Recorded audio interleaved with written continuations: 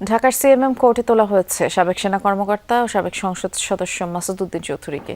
সহকর্মী রেদওয়ান আহমেদ এ বিষয়ে খোঁজ খবর রাখছেন। রেদওয়ান, কোন কোন মামলায় গ্রেফতার দেখানো হয়েছে তাকে, এবং কোর্টে যেহেতু তোলা হয়েছে রিমান্ডের বিষয়ে কিছু জানা গেল কিনা?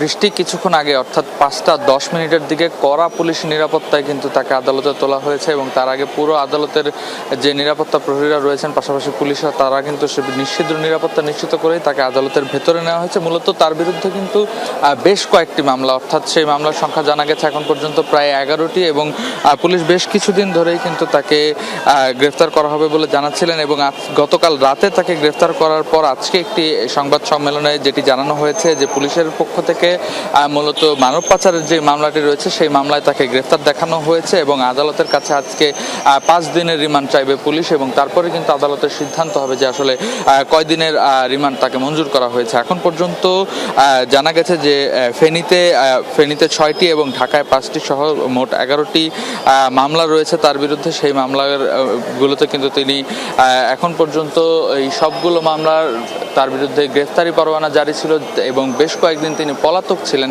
এবং তারপরই কিন্তু তাকে গতকালকে ডিবির একটি অভিযানে তাকে গ্রেফতার করা হয় তার বাড়িধারার বাসা থেকে, এবং গতকালকে থেকে আজকে পর্যন্ত অর্থাৎ 24 ঘন্টা হওয়ার আগেই কিন্তু তাকে সিএমএম কোর্টে নিয়ে আসার কথা, এবং ঠিক আমরা দেখেছি যে 5টা নাগাদই তাকে নিয়ে আসা হয়েছে। এবং এখন পর্যন্ত দেখছি আদালত প্রাঙ্গণে বেশ কড়া নিরাপত্তা রয়েছে, এবং তার এই মামলাটি ঘিরে এখন পর্যন্ত যেই এই আদালতের বেঞ্চগুলো রয়েছে তারা কিন্তু সেই মামলার যে শুনানি, রিমান্ড শুনানি, সেটি কিন্তু এখন চলমান রয়েছে।